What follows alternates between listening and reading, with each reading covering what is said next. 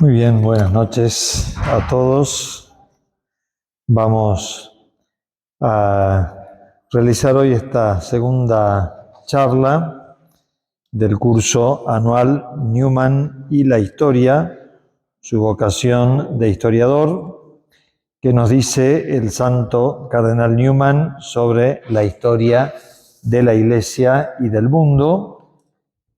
En la primera reunión que tuvimos en el mes de marzo, hicimos una introducción a esta vocación de Newman como historiador, que comenzó siendo él muy joven y que lo acompañó a lo largo de toda su vida.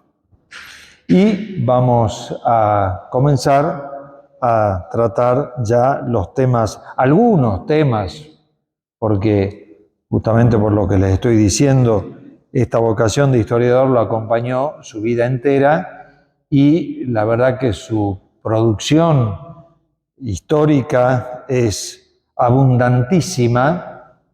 Yo he elegido algunos temas que me han parecido más importantes para considerar en este curso anual. Y el tema que nos toca hoy es el de la tradición apostólica, que tiene, digamos, dos motivos por el que lo he elegido.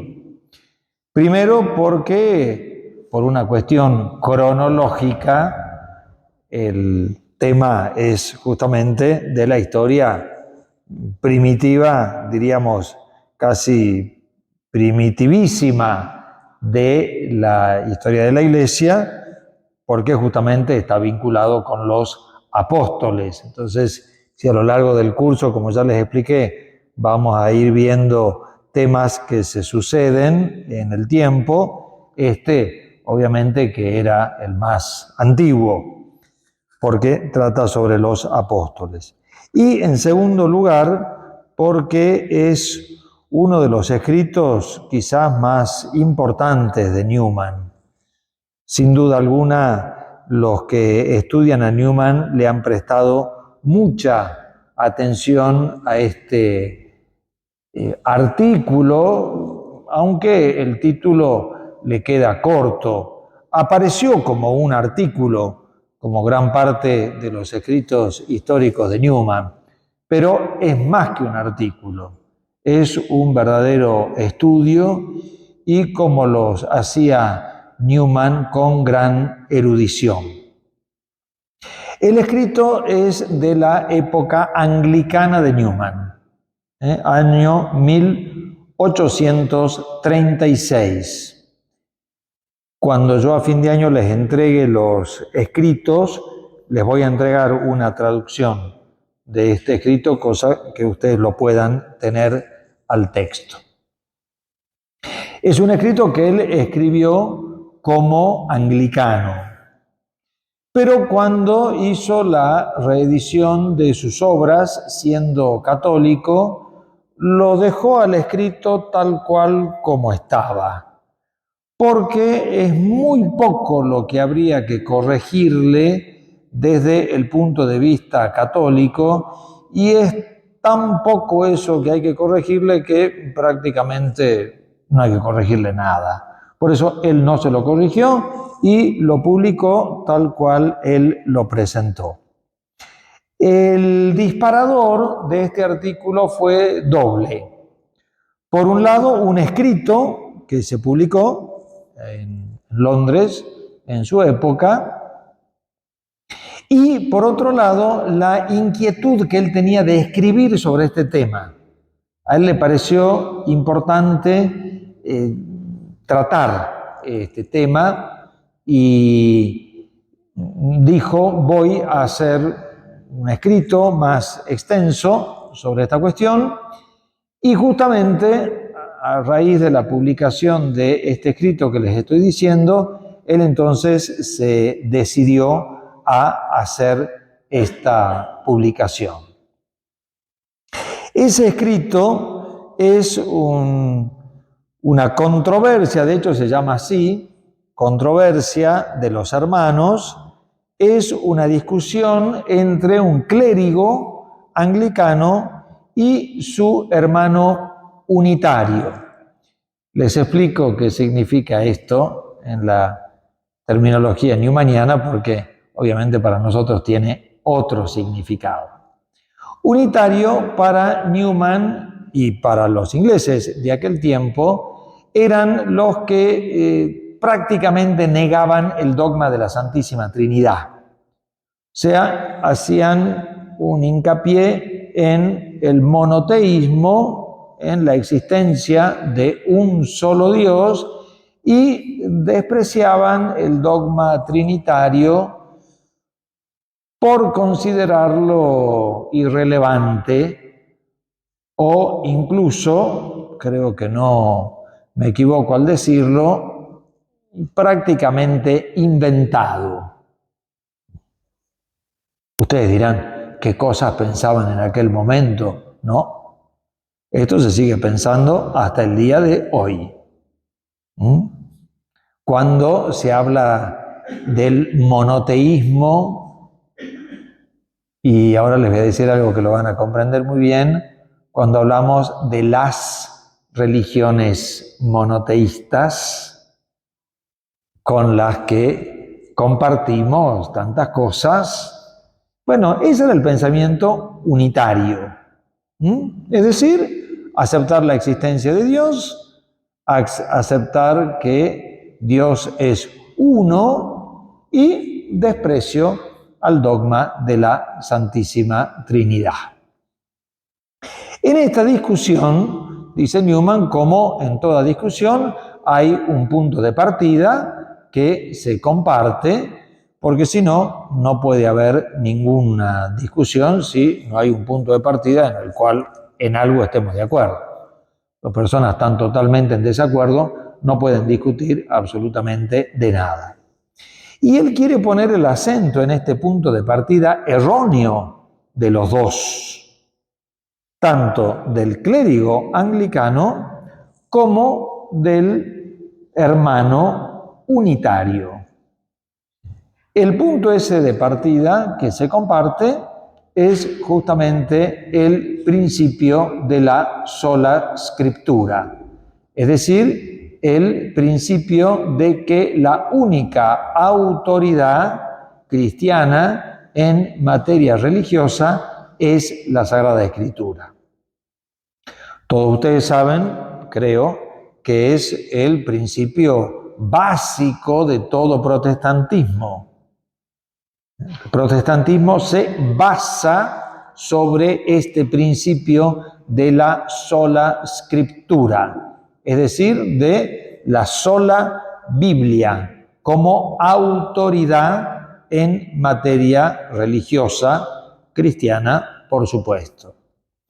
Y dice Newman que a raíz de esto, la discusión entre ellos dos va adquiriendo, por decir así, ciertas connotaciones, ciertas características que van como quitándole importancia. Ellos, al sostener ese principio de la sola escritura, por supuesto que rechazan el principio de la tradición como fuente de revelación y como autoridad en materia religiosa, tal como lo sostenemos nosotros los católicos y como lo sostiene también el protestantismo. Dice Newman, si nosotros dejamos de lado la Sagrada Tradición y si no la ponemos al lado de la Sagrada Escritura, esta carece de una interpretación, carece incluso de una protección y la Sagrada Escritura queda librada a la libre interpretación de cada uno.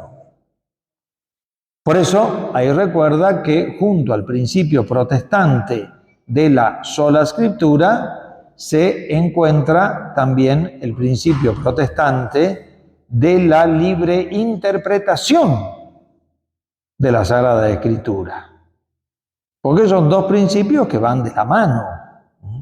Si la Sagrada Escritura no tiene un intérprete autorizado, inmediato, digamos, o sea que está junto con ella, que la interpreta, que la dilucida, que la ilumina y que la protege, la Sagrada Escritura queda librada al juicio particular de cada uno.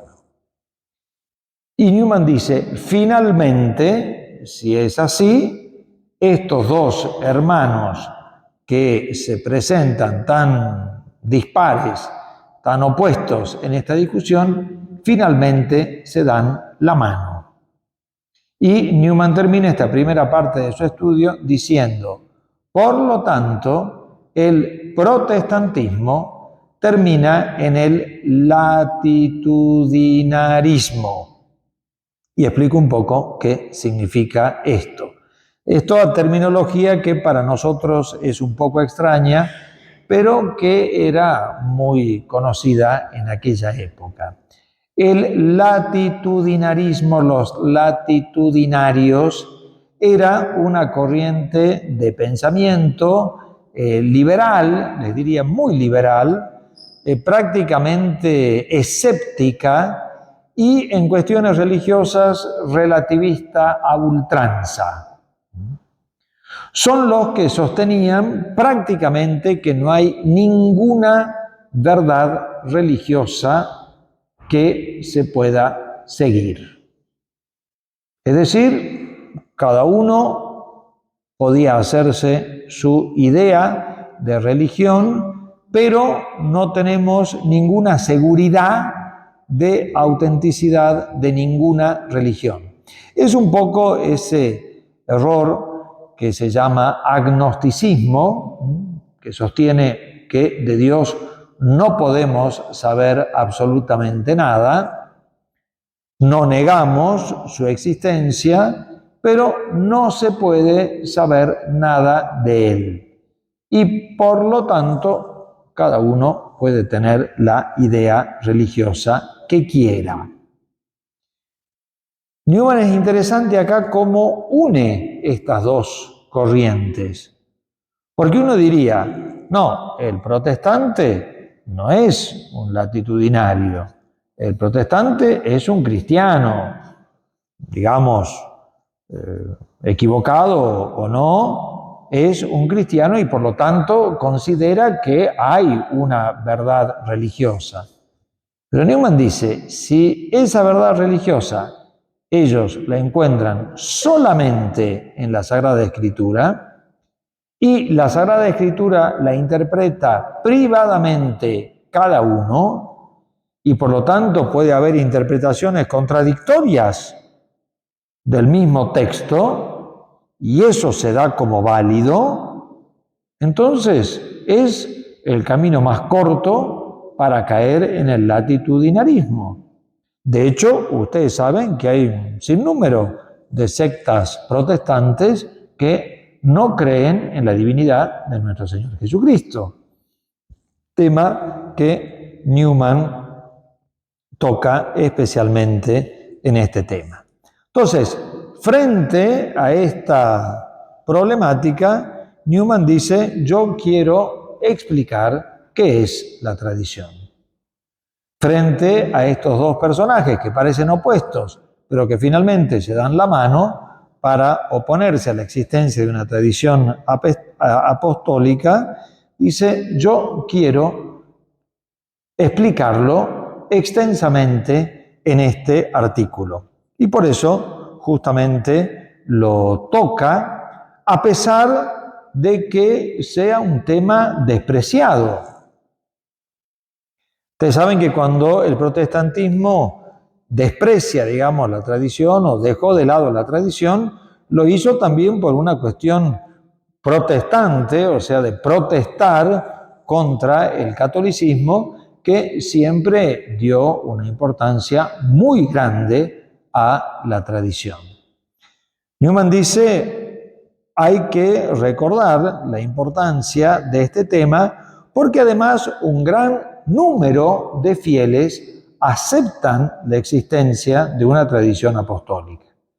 Él se está refiriendo principalmente a los ingleses, pero los tiene presentes también a los católicos. Y aquí explico rápidamente una cosa para que se entienda. Los anglicanos siempre se posicionaron en un punto intermedio entre catolicismo y protestantismo. Y uno de los temas en los que ellos ocuparon este puesto intermedio es justamente el tema de la tradición. No porque al principio haya sido así. Al principio el anglicanismo, como ustedes saben, comenzó más bien como una cuestión cismática, una negación de la autoridad pontificia, pero después, con la reina Isabel I, ingresó todo el calvinismo dentro de Inglaterra. Y obviamente entró implantando el principio de la sola escritura y rechazando el tema de la tradición apostólica. Pero transcurrido un primer tiempo y llegando al siglo XVII, comenzó una corriente dentro del anglicanismo que revalorizó el tema de la tradición, sobre todo de los 4 primeros concilios ecuménicos, es decir, del siglo I al siglo V. Y por eso ellos revalorizaron el tema de los padres de la Iglesia. Newman, con todos los miembros del movimiento de Oxford, que se creó ahí en la Universidad de Oxford, justamente en el año 1833, quisieron retomar esa postura de los teólogos anglicanos del siglo XVII y quisieron acentuar el interés por la tradición apostólica, que se había presentado sobre todo en esos concilios ecuménicos con las definiciones de los dogmas más importantes de la Iglesia, que son el dogma de la Santísima Trinidad y el dogma de Cristo. Esas dos problemáticas, que son las primeras que se dieron en la historia de la doctrina cristiana, se definieron en esos concilios. Y ellos, estos teólogos y el movimiento de Oxford, del que Newman formaba parte, se interesaron mucho en este tema del dogma y el tema del credo, porque Newman sabía que el cristianismo es una religión dogmática, es decir, se ha revelado una verdad, se ha transmitido una doctrina que ha sido formulada por la Iglesia en sus definiciones dogmáticas. Este tema es muy importante y Newman lo va a mantener a lo largo de toda su vida y nosotros lo vamos a repetir a lo largo de todo el curso. Este tema del dogma, este tema del credo y este tema de la tradición, que está junto a la Sagrada Escritura, pero no está dentro de la Sagrada Escritura. No está dentro de la Sagrada Escritura. Justamente por eso el protestantismo rechaza de cuajo todo. Entonces, dice Newman, hay que volver a considerar este tema de la tradición.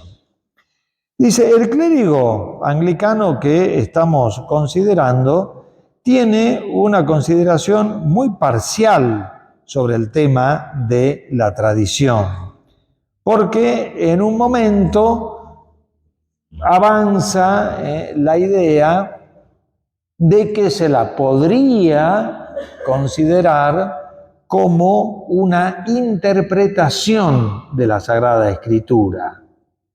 Es decir, así como privadamente cada uno al leerla la puede interpretar, podríamos decir que hay como una historia de interpretación de la Sagrada Escritura y podríamos considerarla desde ese punto de vista. Es decir, los santos padres, los santos doctores, los concilios han interpretado lo que dice la Sagrada Escritura. Pero Newman dice, es una consideración muy pobre sobre el tema de la tradición, porque nosotros consideramos que ella es más que una interpretación, sino que es fuente de la revelación. Es decir, hay cosas que han sido reveladas y que no han sido puestas por escrito, que no forman parte de la Sagrada Escritura y que son parte de lo que ha revelado nuestro Señor Jesucristo, conservado por los apóstoles. No sé si me explico, son dos cosas muy distintas. Una cosa es decir que la tradición interpreta la Sagrada Escritura y que ese es su único papel, y otra cosa es decir que es fuente de la revelación divina. Y aquí dice una cosa que es muy importante. Dice, si nosotros consideramos que la única autoridad religiosa es la Sagrada Escritura, nosotros tenemos que autentificar el texto, digamos, el documento, porque si tenemos que atenernos a lo que dice la Sagrada Escritura, es fundamental tener en claro que esos textos son auténticos. Y por lo tanto, dice Newman, la importancia, el trabajo giraría sobre la autenticidad de un documento. Él, como era historiador, sabía lo que era un documento. Entonces dice, pero si para el cristiano la clave es la fidelidad a un documento, nos convertimos en una religión del libro. Es algo que Newman ha rechazado siempre. Él ha dicho, el cristianismo no es la religión de un libro, sino que es la religión de una persona, que es Jesucristo. Por lo tanto, nosotros no estamos, exigidos a ser fieles a un libro, sino ser fieles a Jesucristo. Es la diferencia entre el protestantismo y él entendía en ese momento el anglicanismo. El anglicanismo después, para decirlo, abandonó todas estas ideas, ¿no? Y lamentablemente cayó en un profundo protestantismo, y a nosotros el paso de los años nos ayuda a tener una perspectiva de este tema de la tradición. Es decir, lo que Newman decía en aquel momento, que finalmente el protestantismo terminaba en ese indiferentismo religioso, es verdad. Lo vemos nosotros reflejado hasta el día de hoy. Miren en lo que ha caído el anglicanismo. O sea, lo que se les ocurra a ustedes, lo van a encontrar ahí adentro. Lo van a encontrar ahí. Y ni qué hablar de todas las sectas protestantes. Por eso él dice que esa consideración tan parcial sobre el tema de la tradición no soluciona el problema y sigue empujándonos hacia el latitudinarismo. Entonces dice Newman, ¿qué es la tradición, entonces? Y la define con una frase muy, muy elocuente. Él dice, la tradición apostólica es la voz de la cristiandad. Es algo que se ha transmitido de manera ininterrumpida desde el tiempo de los apóstoles hasta el día de hoy. Y en todo tiempo y lugar. Es decir, hay un mensaje que se transmitió.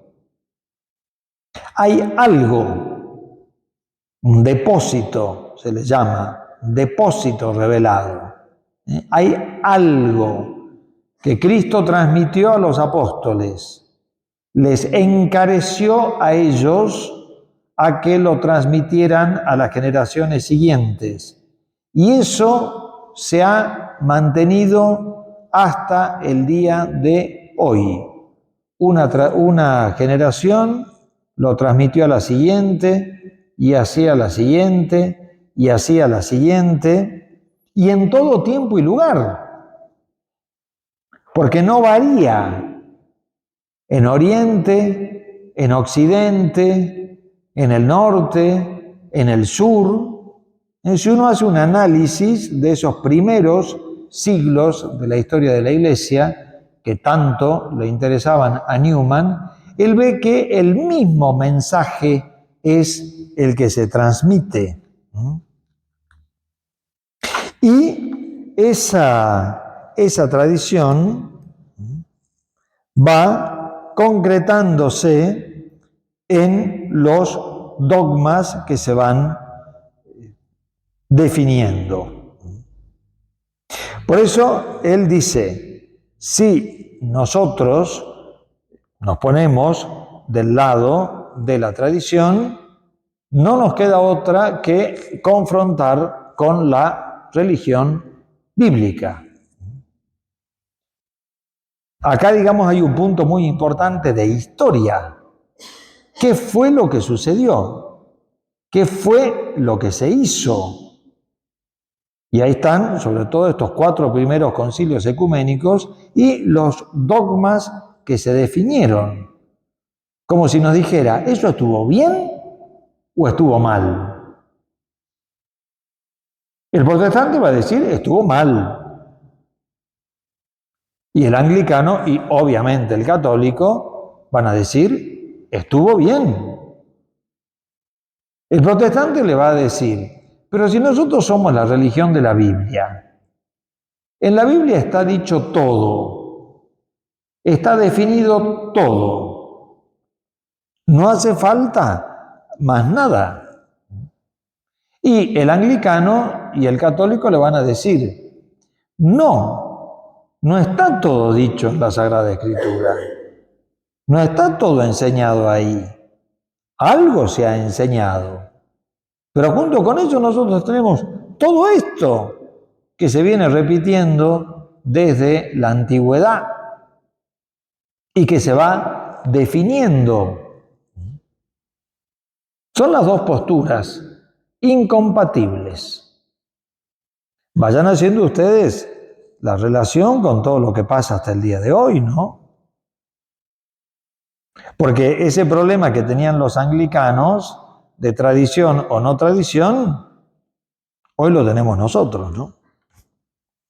Hoy lo tenemos nosotros. Newman dice, la tradición tiene un papel tan importante que proporciona interpretación y dogma.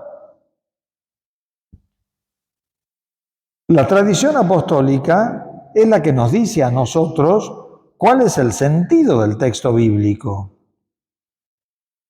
Y la tradición apostólica es la que hace el dogma que no está contenido en la Sagrada Escritura. Ahora les voy a leer un texto que es muy importante. La Sagrada Escritura no es un libro de doctrina.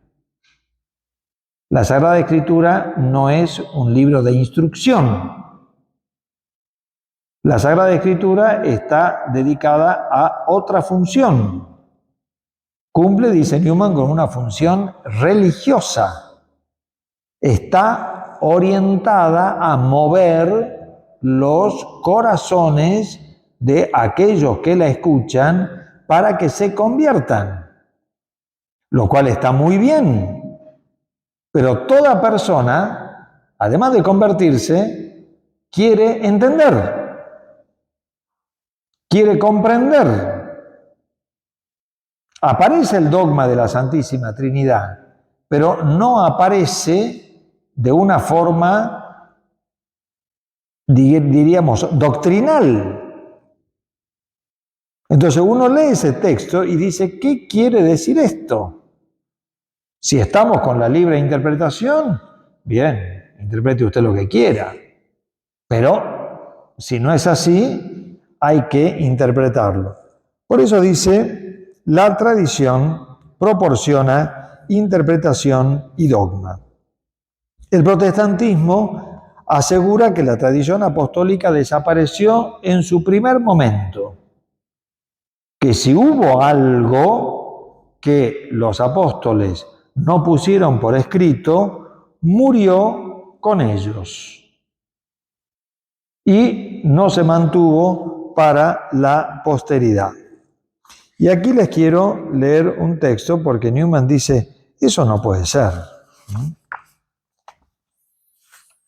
Dice así, dan por sentado que el conocimiento acumulado sobre nuestro Señor y su religión, que debe haber brotado de los labios de los apóstoles sobre sus conversos, en sus conversaciones familiares, catequesis, predicaciones, determinaciones eclesiásticas, oraciones, fue completamente barrido y pereció con la clausura del canon y la muerte del apóstol San Juan. Toda la información de los grandes 40 días quedó en nada, excepto en la medida en que se extravió accidentalmente en uno u otro pasaje de las epístolas apostólicas. Según ellos, nadie tuvo jamás curiosidad de preguntar a los apóstoles, durante el resto de sus vidas, algún punto de fe. Nadie había sentido el suficiente interés para averiguar de ellos quién era su maestro, por qué murió y con qué resultados. Miren, esto es tan cierto que yo lo he escuchado en una conferencia hace poco, dada por católicos en institución católica, decir que en el Evangelio según San Marcos no aparece la palabra sacrificio y que por lo tanto la muerte de nuestro Señor Jesucristo no tuvo carácter sacrificial. ¿Tenía razón o no tenía razón Newman cuando decía que el protestantismo conduce al latitudinarismo? O sea, el Evangelio de Marcos, en el tema de la muerte de nuestro Señor Jesucristo, tiene que ser confrontado con el Evangelio de Lucas, de Mateo y de Juan. Tiene que ser confrontado con todo lo que dicen los otros textos del Nuevo Testamento, lo cual se llama la analogía de la fe. Y después tiene que ser confrontado con toda la tradición que desde los tiempos apostólicos viene hasta el día de hoy, porque ellos son los que enseñaron que la muerte de Cristo había sido un sacrificio. Ahora, según ellos, a nadie le interesó eso. Nadie retuvo ningún recuerdo de sus enseñanzas sobre Dios, o el alma humana, o el estado invisible, o el mundo de los santos y los ángeles, o la iglesia en la tierra. Nadie había buscado explicación de ningún verso de San Mateo o San Lucas, de la doctrina contenida en los capítulos 1 o 6 de San Juan, o el símbolo del Cordero, o de la naturaleza del Espíritu. O en todo caso, nada se había preguntado, nada respondido, sino lo que ya estaba registrado por singular casualidad en los libros del Nuevo Testamento. o al menos nada que tuviera la menor importancia y valiera la pena conservar. Las grandes iglesias de la época, en Corinto, Roma, Antioquía y Éfeso, la sabia escuela de Alejandría, conocieron en el año 100 y en adelante tanto de todos estos asuntos como lo conocemos ahora y no más. Entonces, en este texto está bien explicado cómo se forma la tradición, cómo se va formando, cómo se va transmitiendo, cómo se van interesando unos con otros. Y eso no está contenido en la Sagrada Escritura. No todo está en ella. El dogma viene de la tradición. El credo viene de la tradición. La interpretación de los textos de la Escritura se hacen en virtud de la tradición. O sea, la autoridad está en la tradición. Es más, lo va a decir ahora, pero me adelanto, la Sagrada Escritura brota de la tradición y no al revés. No es la tradición fruto de la Sagrada Escritura, que es lo que decían recién los protestantes. Es decir, que interpretando la Sagrada Escritura se va formando la tradición. Es al revés. Es la tradición que en parte se pone por escrito, que en general, como dicen algunos, son homilías. Y las homilías, lo saben perfectamente ustedes, están destinadas a la conversión, no a la instrucción. Para instruirnos vamos a clase. Para crecer espiritualmente, religiosamente, vamos a escuchar las homilías. Y ese es un poco el significado del Nuevo Testamento. O las cartas de San Pablo que se leían en las celebraciones eucarísticas. Por eso la tradición no puede considerarse como un simple comentario a la Escritura y nada más. El anglicanismo sostiene que la tradición es mucho más. Y aquí, quizás, que es el punto sexto, se encuentra quizás el puntito como más discutible del artículo, porque sí hace una crítica a Roma, por el hecho de, sobre todo, los dogmas que se han publicado después y la importancia que da el catolicismo a el tema de la tradición. Pero, como les decía recién, es una crítica pequeña, si quieren, que él mismo la dejó y nosotros también.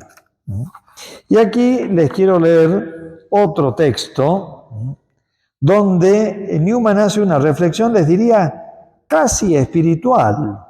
Si bien está tratando un tema tan doctrinal, pero aquí hace una consideración casi espiritual porque trata sobre el tema de el obrar de Dios y cómo Él ha querido ir enseñando paulatinamente todas las verdades de nuestra fe, de nuestra religión, con, por supuesto, toda la preparación del Antiguo Testamento, pero también con esta forma en que avanza la predicación del Nuevo Testamento.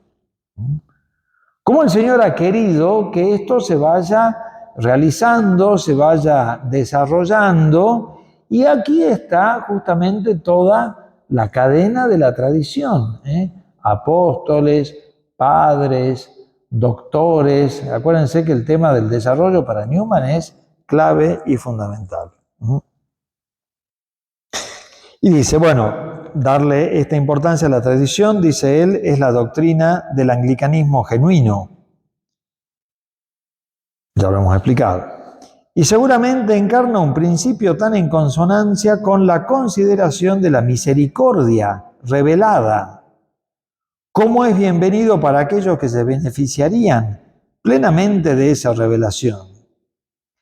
Ciertamente hay fuertes razones antes de la evidencia para que la débil naturaleza humana desee aún más casi esperar un informante como el que estamos suponiendo para ayudarnos a determinar el significado de la Escritura, donde la claridad de su enseñanza no está en juego, un nivel con su importancia. Tal guía no es superflua. La Escritura no está escrita en forma dogmática, aunque hay pasajes dogmáticos en ella. Contiene porciones y señales. Es más, la promesa de una bendición que la naturaleza desea tan íntimamente que se entrega a las enseñanzas falsas si no puede volverse verdadera. Para los millones, para quienes se ha obrado la redención, los credos y los catecismos, las liturgias y un sistema teológico, la multitudinaria voz que resuena siempre, la incisividad categórica, perentoria, pleno repique de la autoridad eclesiástica, es de una primera necesidad, si van a darse cuenta del mundo invisible. Y ahí está la tradición. Y, dice Newman, si vamos ya concretamente a algunos temas, estos los encontramos prácticamente solo en la tradición. Y aquí toca el tema de la divinidad de Cristo, que es algo que Newman prácticamente lo profetizó. Él dijo que el protestantismo iba a terminar negando la divinidad de nuestro Señor Jesucristo. Lo dijo desde muchos puntos de vista. Uno de ellos fue que habían negado la importancia del papel de la Santísima Virgen en la obra de la redención y en lo que hace al dogma de Cristo. Y él decía, quien niega a la madre termina negando al hijo. Y lo dice también a raíz de este tema de la tradición. Dice, el concilio de Nicea, que es considerado por muchos como el que inventa el dogma de Cristo, no lo inventa. Newman dice, ¿cuál es la pregunta que se hicieron todos los obispos en el concilio de Nicea? No se preguntaron ellos qué teníamos que decir. Se preguntaron si esa herejía, que era la del arrianismo, que había surgido con tanta fuerza, negando la divinidad de Jesucristo, si esa doctrina era tradicional o no. Eso es lo que se preguntaron los padres de Nicea. Y fueron hacia atrás, buscando cuál era la tradición. Es verdad que ellos la definieron, pero no la inventaron. Por eso dice, el concilio pone de manifiesto que se dio ese proceso de transmisión y aceptación desde el período apostólico. Y ahí está la fuerza del argumento. ¿La doctrina es tradicional o no? Si es tradicional, debe ser definida por nosotros. Si no es tradicional, debe ser condenada por nosotros. Y ahí pone toda una serie de argumentos, pero interesantísimos sobre el concilio de Nicea. Entre paréntesis, les cuento que este año se cumplen saquen ustedes la cuenta, no sé cuántos años del concilio de Nicea. Es 325 el concilio. Y ya la Universidad Católica de Salta y todas las grandes universidades del mundo están organizando eventos para conmemorar este aniversario del Concilio de Nicea. Entonces, las consideraciones que hace aquí Newman sobre el Concilio de Nicea son muy importantes. Dice, el concilio no contó con la colaboración del poder civil. El imperio, si bien Constantino no lo fue, pero sí sus sucesores, fueron arrianos. O sea que la fuerza política estaba en contra de la tradición y el concilio igualmente la define. Dice, el concilio tampoco, miren esto qué interesante, dice, el concilio tampoco fue el acuerdo entre las distintas voces que resonaban en el concilio. Es decir, no fue un acuerdo democrático. A ver, ¿en qué vamos a estar de acuerdo? Dice, dentro del concilio había posturas muy diversas y quizás opuestas, pero en este punto el acuerdo era total, porque no se podía discutir la tradición apostólica. Eso no estaba en juego. Bueno, no sé si están haciendo ustedes la comparación con el tiempo presente, cuando las asambleas nuestras tienen este trasfondo democrático. El tema no es en lo que estamos de acuerdo. El tema no es un parlamento al estilo moderno. El tema es la adición a una tradición ininterrumpida que llega hasta el día de hoy.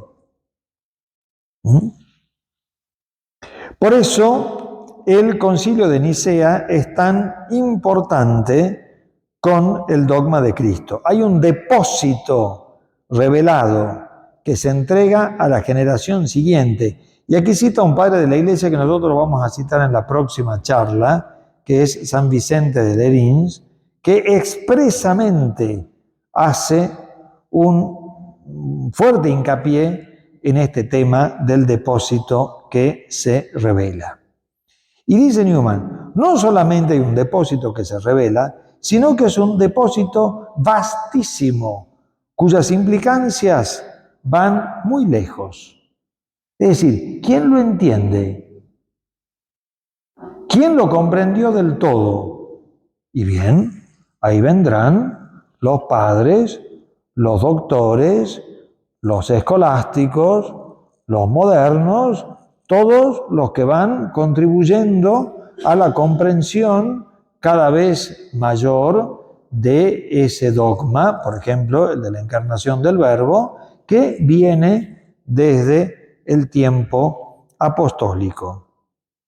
Y además, esa tradición va a ser la salvaguarda de la autenticidad de la doctrina.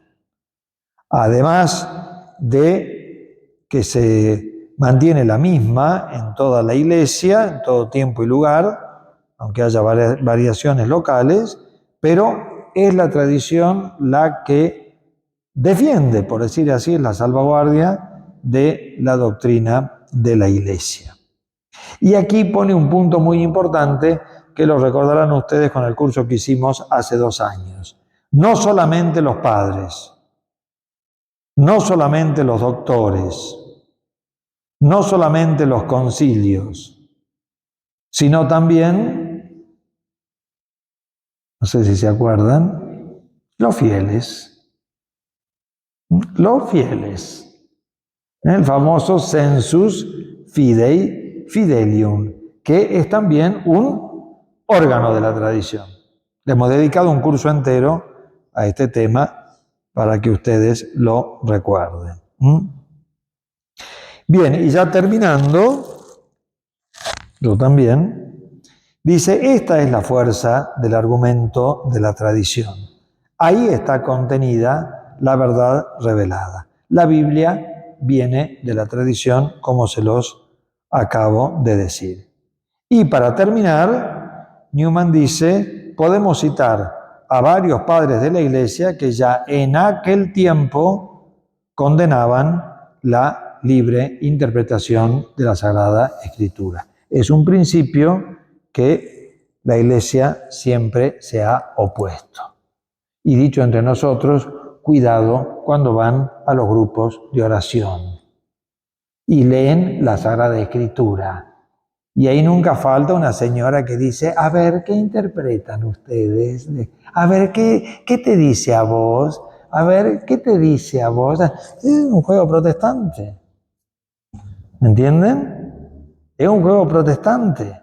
Es la libre interpretación de la Sagrada Escritura que conduce, me parece que además de revalorizar lo que es la tradición apostólica, una gran riqueza de este artículo es eso.